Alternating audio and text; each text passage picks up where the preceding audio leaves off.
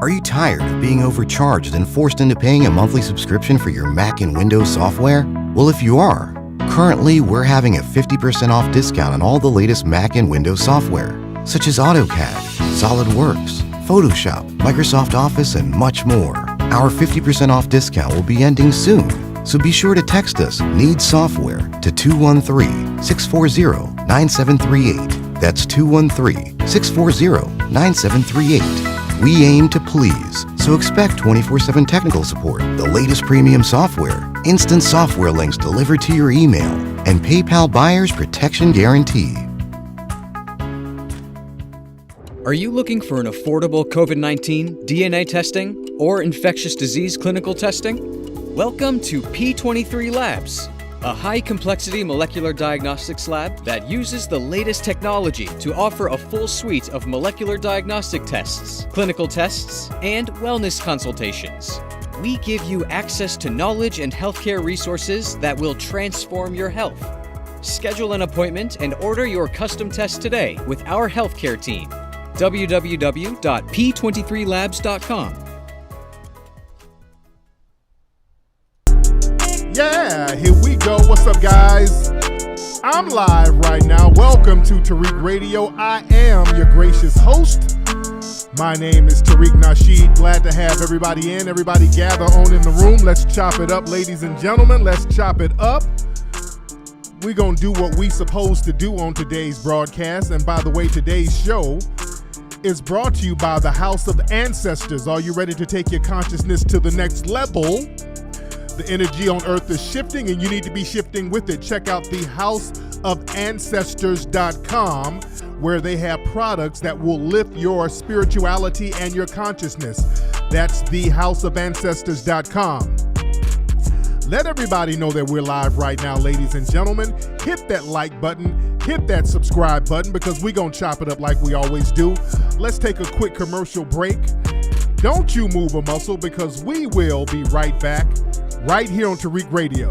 Yo, it's your boy, Mr. Locario, the bad boy of the dating game. And if you really want to learn how to attract beautiful women, go to badboymembership.com. The Bad Boy Membership gives you step-by-step, easy to follow dating advice tutorials every month. You'll also get my documentary, Game Kings, The Definition of Game, for free by joining the Bad Boy Membership. Step up your game today and go to badboymembership.com. That's badboymembership.com. Listen up, squares. You need to get the legendary book on game, The Art of Mackin', by author Tariq King Flex Nasheed. Available on Amazon right now. Can you dig it? This book has been a bestseller for 20 years, Jack. And the New York Times called it a classic. That means it's out of sight. So this book ain't for no lames who ain't trying to learn the game. Jive turkeys. So if you're ready to stop slacking in your mackin', get the Art of Mackin' book on Amazon and Barnes & Noble right now. Sucker. Rated PG. That stands for plenty of game. Jive chumps. If you are in need of credit repair services and you're looking for a company that is professional, knowledgeable, and can get you results, contact Mastermind Credit Restoration. You can contact them by phone at 832-626-3900 or schedule a consultation online at themastermindcreditrestoration.com. Be sure to follow them on Facebook and Instagram at Mastermind Credit Restoration LLC. Are you ready for a guaranteed solution to end white supremacy? Tired of worrying about your safety, finances, and well-being? That's because you need spiritual protection in order to put these deficient white supremacists in their place. Imagine having the upper hand. At StarKnowledge.net, I teach black people how to connect to the hidden name of God in the Bible, the Elohim, that will help you speak your desires into manifestation. And together we can cast out the end white supremacy. Only at StarKnowledge.net. That's StarKnowledge.net. That's StarKnowledge.net. Are you looking to start your own business? Millions of brothers have turned to eBay to escape the rat race. Become your own boss and get the Power Seller Research ebook. It's a comprehensive, step-by-step guide that explains how to start an eBay business. The website is powersellerresearch.com. Again, that's powersellerresearch.com. Stop overpaying for supplements. Static Supplements is your newest and best source for superfoods, proteins, pre-workout powders, and much, much more. The Static line offers all natural ingredients, lightning fast delivery, and award-winning customer service. Static is also 100% black-owned and operated. Go to staticsup.com. That's STATICSUPP.com and see for yourself. Let us help you be the best you that you can be. Never settle, never give up. What's up, family? You guys need to check out this cookie company out of Houston, Texas called The Cookie Confidant. Man, they sell these beautiful, delicious, huge cookies right out of Houston, Texas, man. And the brother has been in business since 2017. And I've tried these cookies, man. They are bomb, bomb, bomb. Very delicious. My personal favorite are the chocolate chip pecan cookies, man. They are bomb. Y'all need to go to cookieconfidant.com to get these cookies. Black-owned company, man. They got chocolate chip peanut butter cookies, white chocolate cookies with sprinkles, man. So anything you like in a cookie, they got it. So again, go to cookieconfidant.com. That's cookieconfidant.com.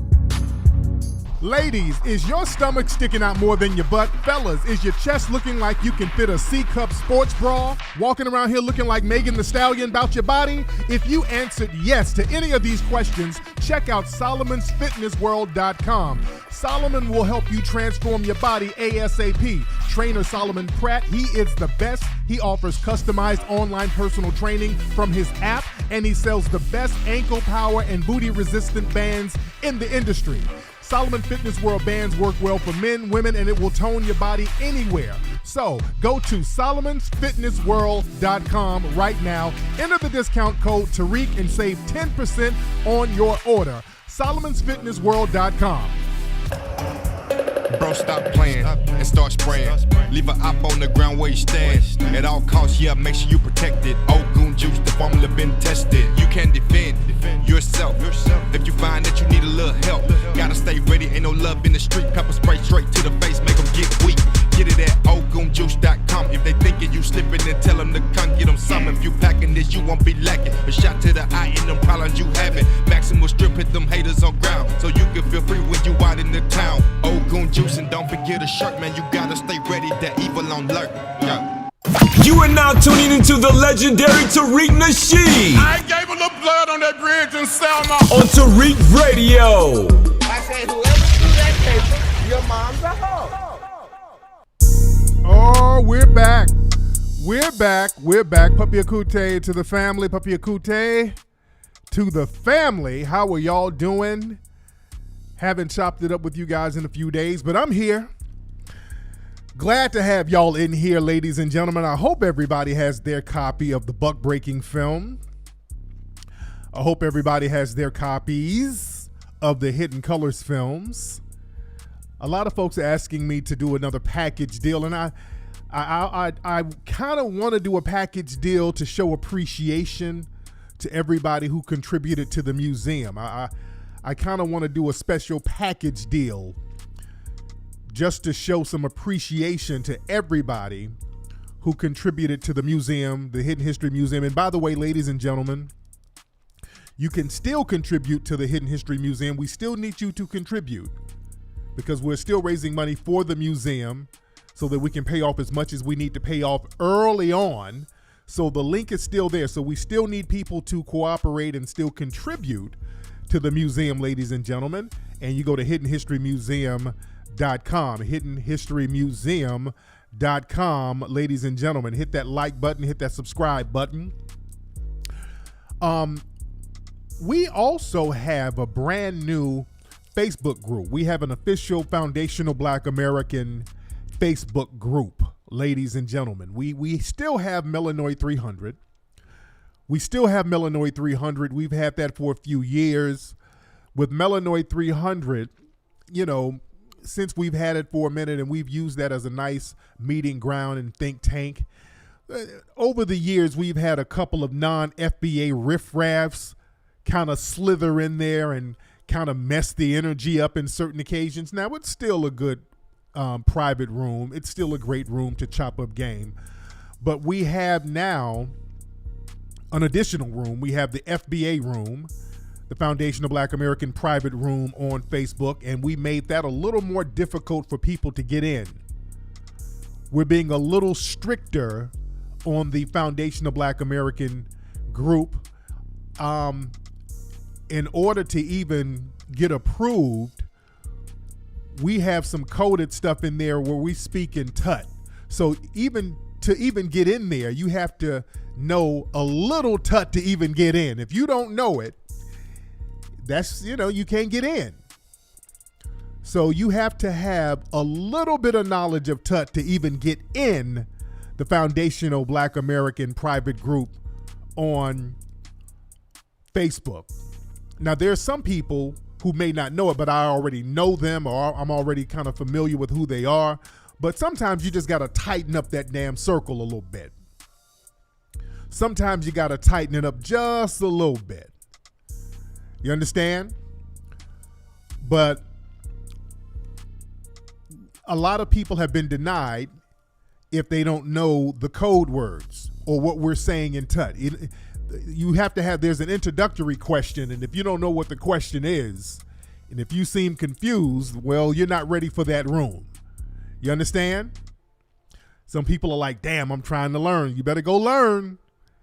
You see, that's what I like about the Tut language. See, you can kind of screen a lot of people, and what I like is that the people that's already in there, they've been screened. They know, most of them in the room already know a little bit of Tut. So that means that, they're serious about maintaining, upholding our culture and our lineage. See, we got the real serious people in there now, and already so far, the dialogue is real constructive. See, when we have a dialogue and people are on the same page and you screen them and you vetted them, the dialogue becomes very, very constructive immediately. Also, we're going to have some rules in the new room where you just can't come in there lurking. If you're going to be in the room, if we're going to allow you in, you're going to have to participate in conversations. You're going to have to participate in some of the conversations. You're not just going to be in there lurking around. We're not going to have that. We need people who can chop it up and we can have good dialogue with each other. It was somebody, we were talking about the museum and some ideas for the museum. Somebody in the chat room, in the private FBA room, gave a great idea. And I want to find out this person's name. I forgot it offhand because I want to give certain people props for their ideas. And they gave a great idea for what we can do with the museum. I was asking a question. How can we honor some of the living legends out here in the museum? When we get the museum going, one thing I want to do, I want to honor a lot of our living legends as well. And somebody suggested that we should have a monthly congratulatory celebration or featuring of a living legend. Every month we'll have the living legend of the month. I thought that was a phenomenal idea. One month we can honor our good sister Shahrazad Ali. Another month we can honor Dr. Claude Anderson. So many people we can honor. So many good people out here doing good work. I want to give our people their flowers while they're alive. Now in the museum, we're going to honor a lot of the ancestors and a lot of our Foundation of Black Americans, some of our global allies who did great things. But I want to give people their flowers when they're alive, because see, that incentivizes other people to take on that activism mantle. You understand? So we are going to have to start honoring our people. Dr. Kaba, that's a given. Now, we're not going to honor him for just a month. We're going to have a whole thing in there for Dr. Kaba. People like Dr. Kaba, James Small, Dr. Phil Valentine, it's not going to be those. They're different. We're going to actually honor them, period. It's just going to be an all year round honoring of them. Some of those living legends, we're just going to, they're going to be set in stone in the museum. Yeah, Brother Kaba, James Small, that's not a once a month thing. That's going to be those are brilliant master teachers. We're going to have them in the master teacher section. Yeah, people like Neely Fuller, we're going to have him in the master teacher section. But I think a lot of the newer and younger people, we can honor them as some of the up and coming or living legends. So just, again, if you can get in the chat room or the message group, if you can get in the Foundation of Black American group and put in some of your input, that's a great place for us to kind of flesh out a lot of ideas. Yeah, Bobby Hemmett, that's another one that we got to honor. But it's important for us to have our own little private think tanks to come up with ideas and strategies that we can do to kind of help those in the community. Guys, have y'all seen the story about this little black girl with this adopted white family? She was at a Costco, I think in Palm City, California, somewhere out here, and it was alleged that this white family was being abusive to this black girl. It was a Hispanic lady who saw the black girl looking very sad and distraught, and she was crying, and they said the black girl was bleeding. And the black girl, from what I understand, told the Hispanic lady that she'd been abused sexually, from allegedly. So this has kind of been a thing bubbling on the internet. The police was called. The cops obviously didn't do a damn thing. They went in there talking about, yeah, she's fine. Race soldiers protect these suspected white supremacists who adopt these black kids. That's a major problem. And the black girl, you can tell she wasn't being well taken care of. Her hair is all matted on top of her head. From what I understand, the little girl's name is Molly. The suspected white supremacist father is a dentist in Arizona. You understand? I've talked about this for a while, how black children are adopted by these dirty goddamn white supremacist suspects and they are mistreated. We could see in the video that the little girl had on one of those old time dresses. You know, they get these adopted black kids, and you notice the black kids are never dressed like the white kids. The white kids, and there were several white kids with this family, they're all dressed normal in modern clothes, and they got the little black girl dressed like a goddamn slave. I've told y'all about that before. They get these black kids and dress them up in these old hand-me-down clothes, or they dress them in these crazy costumes.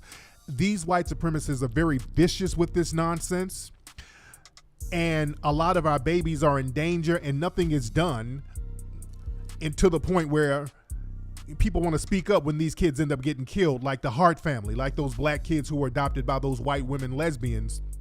The child services knew that these black babies were being abused. These children were running away from home, going to neighbors, begging for food for years. And these babies ended up getting killed by these filthy fucking white supremacists. That doesn't sit right with me. You understand? Yeah, these Mormons, from what I understand, the people that adopted this black girl, from what I understand, her name is Molly. These people are Mormons, and these Mormons got a lot of protection. These Mormons got a lot of political connections, man. These Mormons are hella connected. But let's be very clear. I don't want to hear dumb Negroes talking about where if black people just adopt a kid, they wouldn't have to go. Shut your stupid ass up. Because the thing is, most black people, we don't really give our children up for adoption.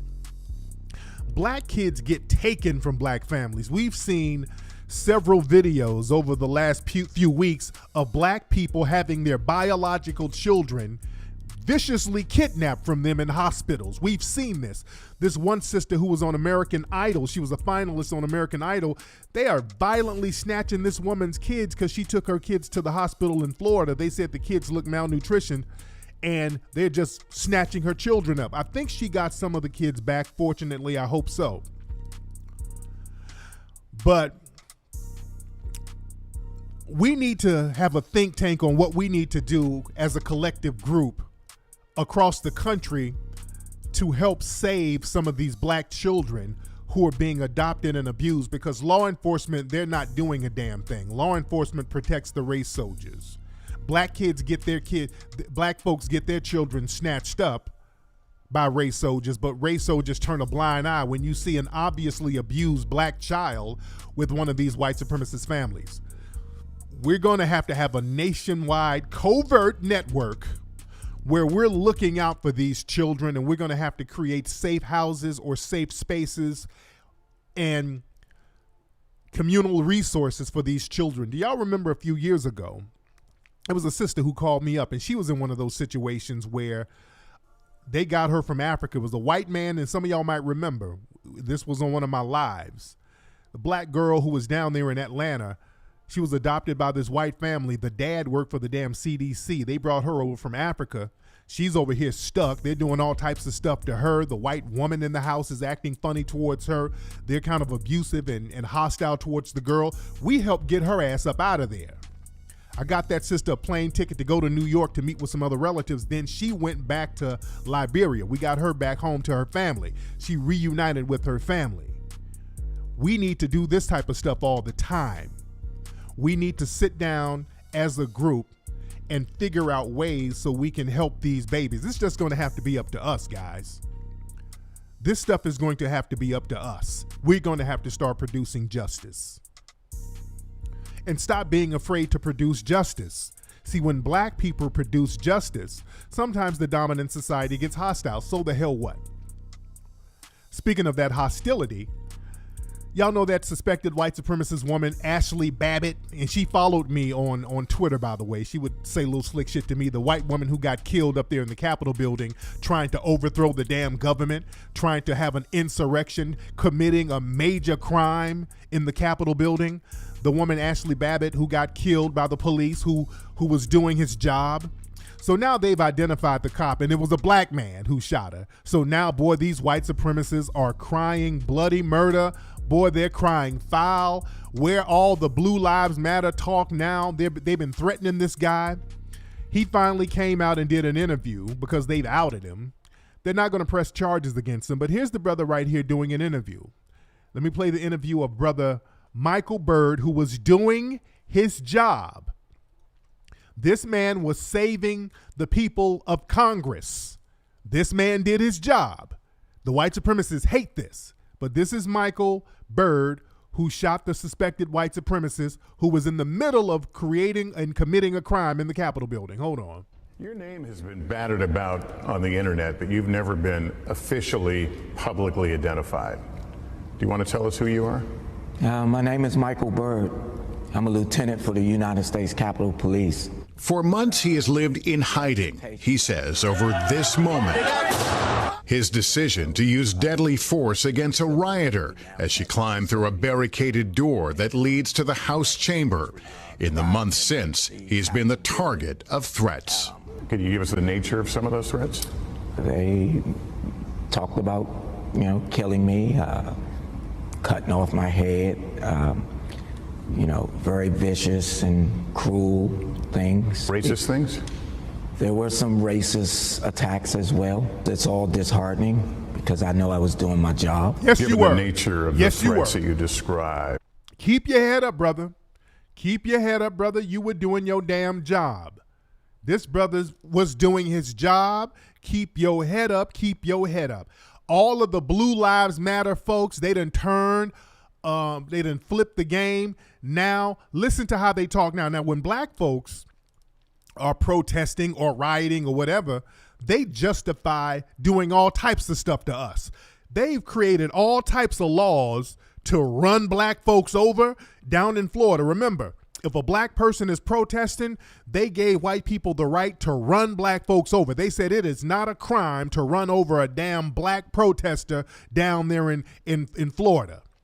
You can use all types of deadly force against black protesters, rioters, looters, whatever. You can do anything to a black person who's protesting, okay? But now listen to Tucker Carlson and those guys, the Fox News crowd. Now listen to them now. Hold on. Yeah, it didn't alter it at all. So she was an unarmed protester. I don't think we execute unarmed protesters, do we? Well, we just did. No one's apologized for it. He's a hero. Oh, so now Tucker's talking about an unarmed protester being executed. So now y'all using the term execution. Oh. So now it's executions now. So when you shoot somebody who's unarmed, that's an execution. Don't that sound familiar? Ain't that what we be saying? Ain't that what we've been saying for the longest? Unarmed black people out here getting executed? Oh, there's no execution. Shut your nigger mouth. If he just complied. Well, the cop was just doing his job. The cop feared for his life. Well, brother Michael Byrd feared for his life. If Ashley Babbitt just complied, You do the crime, you do the time. You understand? Oh yeah, these same people who support Kyle Rittenhouse, see, let's stop playing games. This is some racial nonsense these people are on. Oh, they're two-faced as hell. They are racist ass hypocrites. See, don't play that game with them when they sit up justifying killing us all the time, because when the shoe is flipped, they do not justify the same thing happening to them at all. They do not justify it at all, ladies and gentlemen. So always understand the racial element of the game, ladies and gentlemen. Anywho, by the way, guys, new Mink Slide EP coming soon. A lot of folks are asking about the new Mink Slide. We got a new EP coming out called Funk on Wheels. That's the name of the new EP. It should be out next month. We're doing the photo for it tomorrow. I got on Facebook. I was asking for some additional backup models for the shoot we're doing tomorrow. I put up a post on my story. Any models in LA, hit me up. Why is it a bunch of old models? They're not models, but a bunch of old ass women talking about they want to be in the photo shoot. I'm like, God, hold on. How old are you? Okay, I got a bunch of old motherfuckers. I'm not knocking, I'm not getting into ageism or age discrimination, but damn, this is not a Frankie Beverly and Maze photo shoot. Some of y'all are very old talking about y'all want to be a model. I'm very confused. What's going on out here? Now we already got we got some other models. We got some other ones. We got some younger ones, but damn. I'm just very interested why so many old women were sending pictures trying to put some filters on to hide your age. I'm not knocking you. Some of you are very lovely for your age, but damn. We're not doing a BB King album or nothing. This is kind of an R&B thing. We still want people to kind of be young on the thing. I'm not knocking you, but damn. Okay, I know some of y'all might look young for 60, but no. That's not really what we're looking for right now. That, when we do another album, if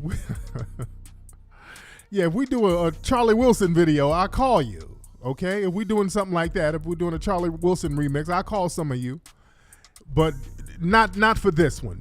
This is not what we're doing right now. Okay, not what we're doing right now. But I'll holler at y'all on some other situations. Okay, yeah, if we're doing some stuff, if you need tickets to the Tom Joyner cruise, y'all holler at me. I'll see what I can put together for you. But this I didn't say an age. That is correct. I didn't specify an age. Now, we did some casting. We had to go to some of the casting sites where you have to specify age. So somebody said correctly, I did not specify an age. So I think that gave some of the elderly thoughts a glimmer of hope. They're like, oh shit, I'm back in the game, baby. Oh shit, you went and dusted off your thong. No, Granny, don't, no, because there's some old women on Instagram who still be getting it in. Some of them still got body. They be out there with their compression socks on, twerking. I'm not mad at you, Nana, but this project is really not what we're, this is not going to work for the project that we're on, okay? But I digress, ladies and gentlemen. Now listen. Let's get into what we're talking about on today's broadcast, ladies and gentlemen. We're talking about circus clown culture, ladies and gentlemen. We're talking about circus clown culture. Now, what do I mean by that? Right now, you have something going on the internet, TikTok, Instagram, where you have the crate challenge, the milk crate challenge. And a lot of black people are participating in the milk crate challenge. This milk crate challenge is really the dumbest shit that you can imagine. Let's keep it a buck. This is some dumb shit. This is where a bunch of black folks, primarily black, you have a few whites and Hispanics or whatever, but mostly the most people doing this are black people. So you got a bunch of black people stacking up a bunch of crates and walking on the crates, trying to walk over the crates, and they're falling down, they're injuring themselves, breaking bones, spraining knees. They said one girl died, but she didn't die. A girl in Dallas, she did not die. But black folks are harming themselves doing this goofball, nonsensical nothing burger. It's dumb and it's dangerous. And our brother Neely Fuller talks about how black people, we've been programmed to run away from constructive behavior, to even hate on constructive behavior, but gravitate towards the most non-constructive nonsense you can gravitate towards. Now, when we talk about doing something constructive, remember, we talk about doing something like museums. When we talk about, hey, let's get the museum going, remember all the people hating on that, talking about we don't need to do that. Remember all the dusty betas, bums, and mammies sitting up talking about how we don't need to do a damn museum.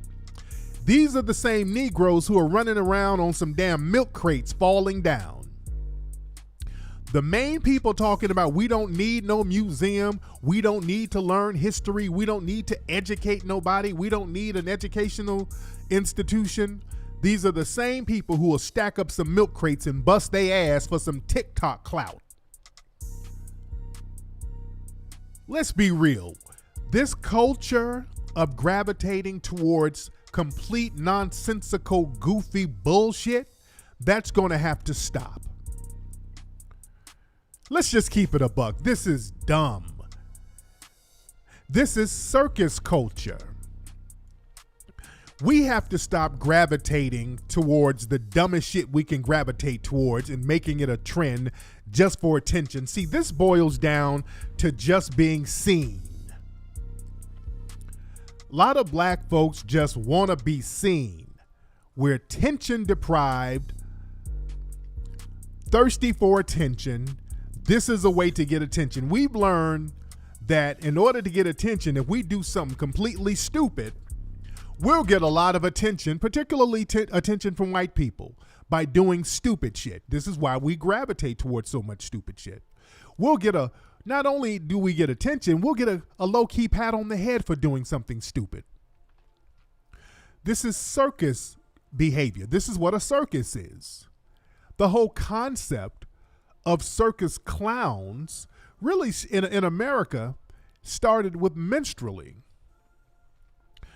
One of the first major circus clowns, a person who started the modern circus clown, was a guy in the late 1700s, early 1800s, named Joseph Grimaldi. This was a white man who pretty much started the modern clown phenomenon as we know it in circuses.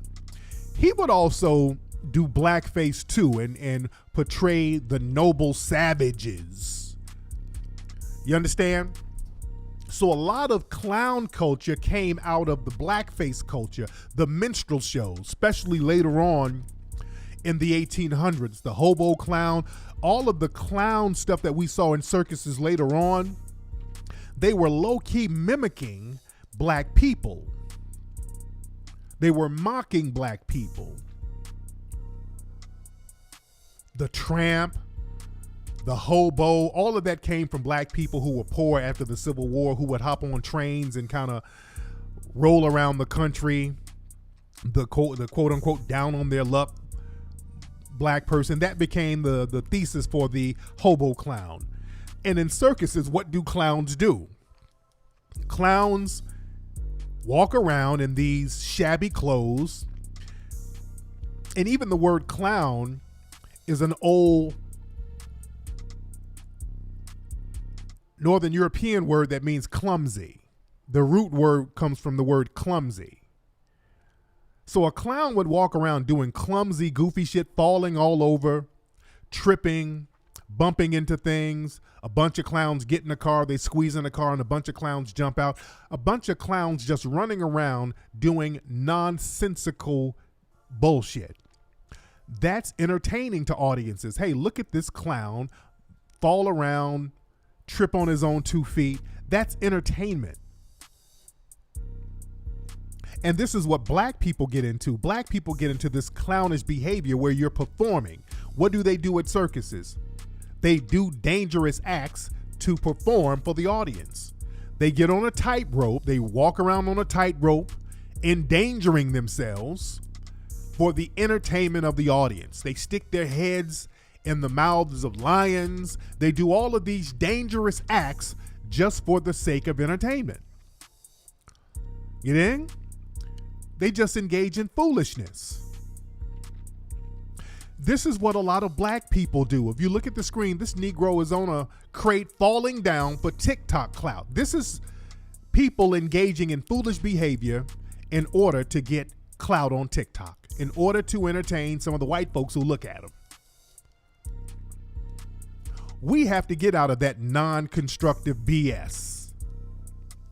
Being the dunce, being the fool, being the court gesture, because we think this is going to keep us safe. You see, this is a low-key form of cooning. You see, cooning takes on many forms. See, we think if we do certain levels of cooning and we make white people are comfortable when we're falling down, hurting ourselves, injuring ourselves. If they see us that we're just big old children, babbling, falling around, being clumsy, well, they're not going to harm us because look at how stupid we are. You're not going to harm somebody who's stupid, are you? See, that's the mentality. That's why niggas love engaging in that, and nobody calls it out. Notice nobody says, hey, nobody gets out here and says, hey, people need to stop this stupid shit. Nobody ever says that. Now, when we were getting the museum money together, notice all the people talking about, hey, why y'all doing that? The hell y'all doing that for? What a museum? Hell no. When we want to do something constructive, now we got a bunch of naysayers. You know why? Because a museum is threatening to white supremacy. When we do a museum, that's a threat to white supremacy. So now the white folks are going to get mad and now the niggas are going to get scared. When white folks get mad, niggas get scared. Uh-oh, you's going to get us in good trouble. Don't you do no damn museum. You know how these white folks going to act to us? The white folks going to be mad. These fools out here about to break their damn neck on some crates for nothing. That is completely non-constructive bullshit. Showing that we're not a threat. Hey, look at me. I'm good for nothing. Look at me. I'm falling down on some crates. Leave me alone, massa. I ain't no threat. I ain't no threat at all. And notice most of this stuff is done in these hood areas, by the way. Let's be very clear. A lot of it is done in these hood areas. You in? That's some shit we got to cut out. See, people think cooning is going to make them safe. That brings me to Larry Elder. Larry Elder, OG coon, and he's running for governor out here. He's in that recall race to get out the old governor. Now, Larry Elder has spent the majority of his life talking about how inherently violent black men are. Larry Elder has gone on for years talking about how black men are so violent. Black men are violent. Black men commit all this violent crime. Everything negative happens to black people is justified because black people are violent. Black men are so violent. The statistics show that black men are so violent. Now, Larry Elder, he has a white ex-wife. His white ex-wife then came out talking about how violent he was to her, all the domestic violence he committed, and the white media is running with that. And nigga, when you were talking about violence, you were talking about your damn self, Negro. And the white supremacists, they done turned on your black ass. They done turned on him, and now they're calling him out for his violence. Doing dumb shit for nothing. That's non-constructive, being that type of coon. Sitting here disparaging black men. You a damn black man your damn self. Do you think that all of that dumping on black men wasn't rubbing off on you? You don't think they look at you as the same? You think that they look at you differently because you shitting on other black folks? No. They look at you as speaking about yourself. You're projecting. Come on now. Yeah, I'm surprised he had a wife. I thought this nigga was bussy friendly. I'm surprised he had a wife. I'm surprised he had a damn wife. But obviously he put the Negro paws on her. Allegedly. You understand? But we got to be more constructive with our actions. We got to stop being afraid to be constructive people. We got to get off that. See, we got to understand our culture and we got to understand who we are. This is why history is very important. So we can stop trying to be like other groups. This is why it's very important to understand and recognize and respect our history, especially as foundational Black Americans, and respect our culture. I'm tired of seeing all these black people, especially a lot of these hood chicks. Notice a lot of these hood folks love taking on names and identities of other cultures. I'm tired of seeing these sisters, these hood rappers, these hood girls running around with names like China this and Chinese kitty, Japanese doll, Asian cat, Asian doll, Asian titties, Asian vagina, Chinese coochie. Every other rapper, female rapper, has some kind of Asian or some shit in their name, taking on another person's culture. And a lot of these niggas ain't no different. All of these Gottis and Gambinos and Lucianos, all of these dudes taking on these Italian mafia names. These are groups that are not, these are not people that we should aspire to be. These are not groups that we should have some kind of higher regard for. Yeah, Tokyo Taint, all this stupid shit. Family, that's corny. I want y'all to stop doing that. That's a lot of stuff. We got to stop doing a lot of things. Stop revering other people's cultures.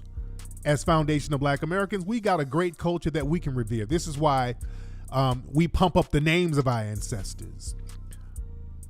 Yeah, I think people think, let's be very clear about this Italian mafia thing. Let's be very clear. The Italian mafia ain't shit and they never were shit. Let's be clear. A lot of black folks kind of look up to them because they were in the underworld making money. And to black folks, that appears that they were kind of bucking the system of white supremacy. We look at them as oppressed underdogs who we can identify with, who were bucking the system. No. We don't look at Italian gangsters like that, because there was nothing really honorable that they were doing or really gangster about what they were doing. The only thing the Italian gangsters had that black folks didn't have was their whiteness. It was their whiteness that gave them a damn pass. Let's be very clear. It was the whiteness that gave Italian gangsters a pass. That is literally the only thing. They were able to use their whiteness to pay off cops and pay off judges. That was literally the only thing they had over us. And it was their whiteness that allowed them to do that.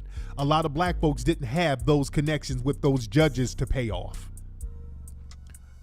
A few did, but not many.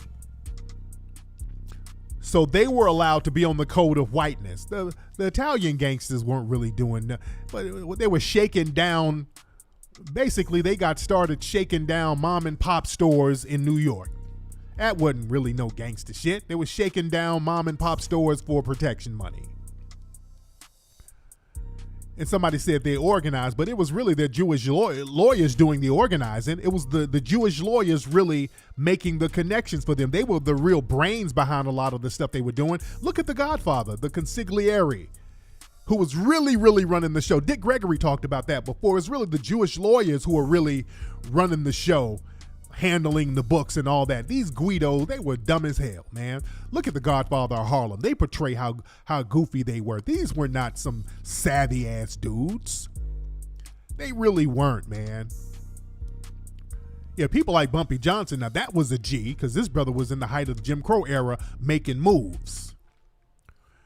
The Jones brothers out of Chicago, these were some cats that were making some thorough moves. You understand? We got our own so-called gangsters that we can kind of tip our hat to and see how they really, really did it. How they created the modern lottery system, the numbers game. That was something that black folks started. We understand? Man, this is why we got to understand our heroes and our outlaws and all that. We have to revere ours. The great Bass Reeves, who the Lone Ranger was based off of.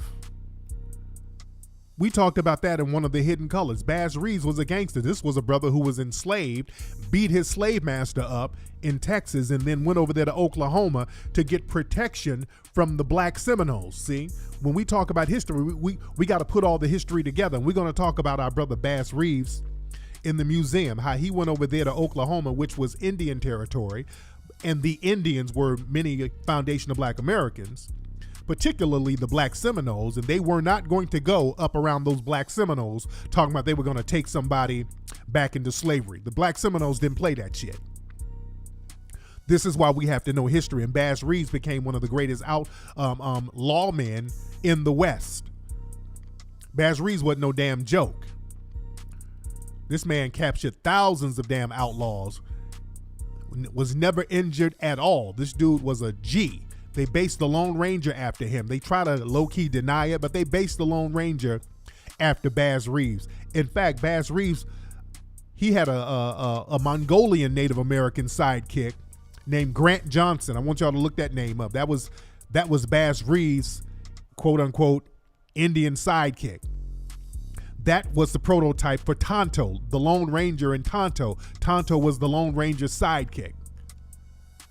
So none of this stuff is a coincidence. This is why we need to learn history. This is why history is very important. And also, man, we got to understand when people put this propaganda out against us, we got to know how to counter that. Now, as we know, the vax, they're stepping it up to try to incentivize folks to get that vax. They're talking about raising insurance premiums on people if they're not vaxxed. And I got to watch my words, because if you say anything about the vax, boy, you're paid to get dinged. So I got to be very careful. So what I'm understanding, they're talking about raising insurance premiums. They're really going to start doing things to try to incentivize people to get that thing.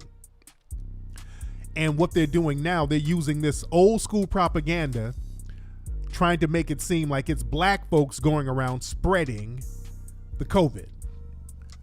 They're openly saying this on news media outlets, and they're going around low-key blaming black people for the spread of this thing. So they're trying to marginalize and put a dark cloud over the heads of black people so that black people will be shamed into getting vaccinated.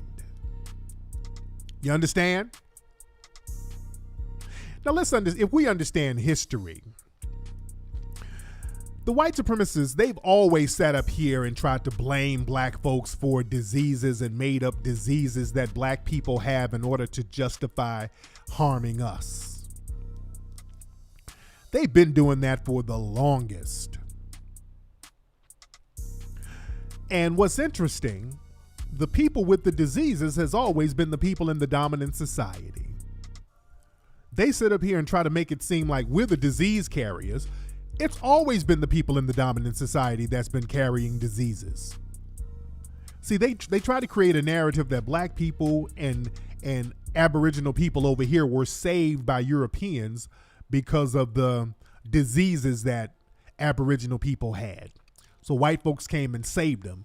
And they also create a narrative that a lot of the Aboriginal people here were wiped out because of European diseases. No, the black Aboriginal people were not wiped out. This is why many of us are still alive today.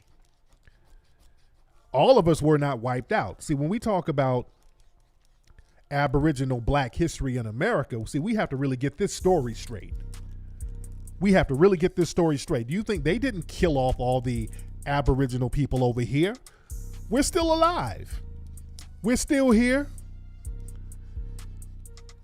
And when they talk about Native American, you think of some light person who ain't really no damn Native American. There's some $5 Indian. They got you thinking that some Mongolian person is the real Aboriginal person, or some $5 Indian is the real Aboriginal person. See, we got to really get that history straight. But I digress as far as that. But as far as history, historically, black people, we've been the picture of health. Historically, it's been the dominant society. They've been the disease carriers. Going all the way back into Europe, and I've talked about this many, many times, all the plagues that hit Europe. Dude, Europe several times over, they've almost died out several times over if it were not for black people going up in Europe saving them. They've had a couple of major plagues in Europe. The Justinian plague, the bubonic plague, the black plague, that wiped out over half the population. I've talked about this many times. The Justinian plague was wiping Europeans out so fast, they were about to be extinct if it weren't for the Moors going up in there. And they had all of that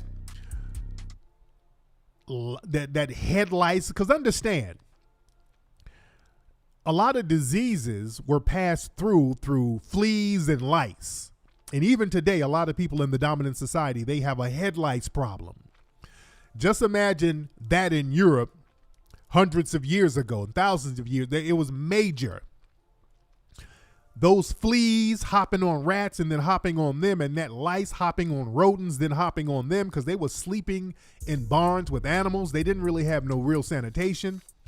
It was disgusting out there. Skin-eating diseases. It was horrible out there. And the thing is, they would not bathe because they would get baptized, and they thought if they bathed, they would wash off the baptism, so they wouldn't bathe. If they got like holy water on their foreheads, they wouldn't wash their faces for the rest of their lives. They would do shit like that. They didn't want to wash off or bathe because they thought that, that would bring in evil spirits. They thought the dirt and the funk was keeping off evil spirits. See, this is why, the white supremacists learned how to be very scientific, because they would try to rely on religious and spiritual beliefs back then. They thought the plague was some kind of evil omen that was happening. So they were doing all of these religious rituals trying to get rid of the fleas and the lice and the diseases, and that wasn't working. So they had to start learning science from the Moors who went in there. The Moors went up there. It was black people who went up there and said, hey, look, I don't know about all that sage and all that shit y'all burning, or all of those little primitive rituals you doing, but what y'all need is some of this thing we got called alcohol. And alcohol is now known as alcohol. They say, look, we're going to have to use some of the stuff that we got to clean this shit up. We need liquids and water. So the Moors went in there cleaning all that up, and about 10, 15 years after the Moors arrived, the plague was done. You understand? We got to understand real history. Don't let them put their filthy history on us, because they got a very bad habit of doing that. Back in the 1800s, they would run some propaganda in the white newspapers, in the major newspapers. They would say that black people are running around here with blue gum Negro disease. This was actually some propaganda they put out in the late 1800s, 1900s, talking about black people with blue gums are running around biting white people, poisoning them, and killing them. You can Google that, blue gum Negro disease. This was some negative propaganda they were putting out against black people in order to justify the new Jim Crow laws after slavery. Late 1800s, early 1900s, they were putting this dirty propaganda out about black people that was completely false, saying that black people were disease-ridden when we were not. And the irony is, around this same time, there was a white woman who came over to the United States in the late 1800s from Ireland, an Ireland immigrant named Mary Mellon. Now, Mary Mellon moved to New York, and Mary, she had typhoid, but she was asymptomatic. She had it so long, she didn't have any symptoms. She was up there in Ireland, dirty as hell. So she had typhoid in her body, but she didn't have any symptoms. So Mary Mellon got work as a cook in New York for wealthy families. And every family she worked for, the white people would get sick. These wealthy families would get sick, and she would go to different families cooking for them, and every single one of them would get sick, gravely sick. Some people even died. Just dozens and dozens and dozens of people were getting sick, and these were well-to-do people, and nobody could figure out why well-to-do white people were getting sick, because typhoid fever, that was something that the poor white people living in slums, that was something that they got. But why are these well-to-do white people getting this damn typhoid fever? So eventually they traced it back to Mary, and they gave her a nickname, Typhoid Mary. This is where you get the term Typhoid Mary. It's a very infamous term, Typhoid Mary. The media labeled her Typhoid Mary. So what they did, dozens and dozens of people got this typhoid because of her. She was denying it. She's like, ain't shit wrong with me. They had to put her in quarantine. She said, okay, damn, y'all got to, I don't want to be in this quarantine. They said, we'll let you out, but you cannot work as a cook. So they let her out. She started working as a laundress, but she wasn't making enough money doing laundry. So she started working as a cook again. And then again, dozens of people started getting sick. She tried to change her name and go from family to family. And eventually they caught up with her. They said, we're going to have to lock her back down, put her back in quarantine. And one thing they asked her, damn, Mary, what the hell is going on? Why are you spreading all this damn typhoid to everybody and you're not really sick? And she admitted that she never, ever washed her hands. One thing was she admitted that she never, ever washed her hands. And I want y'all to think about that for a second. She's like, wash my hands for what? I don't wash my hands. The hell am I washing my hands for? She never washed her hands. So this woman was a one-person super spreader. Now understand this. This woman never washed her hands ever. And she was a cook. So now this woman, Typhoid Mary, and they said that the typhoid bacteria was really all up in her gallbladder, but she didn't let them take the gallbladder out. They wanted to take her gallbladder out. She wouldn't let them do it. So it was inside of her body. So just imagine, family, I want y'all to think about this. This woman never washing her hands in her life. She's going to the bathroom doing number 2. She wipes herself, never washes her hand. She has a cold, wipes her nose, never washes her hand. This woman has a menstrual cycle. She changes whatever toiletries she's using for her menstruals and never washes her damn hand. And then she goes make your damn food. Do you understand how damn nasty that is? Let's keep it a buck. Do y'all understand how nasty that is? And they want to put all that filth on black folks. Now, juxtapose that now to all of these white celebrities running around here talking about they don't bathe. That's their culture. This ain't nothing new. Even now, all of these A-list white celebrities talk about how they don't bathe. Family, how many times have y'all been in a restroom, black folks, and you see a white person come out the urinal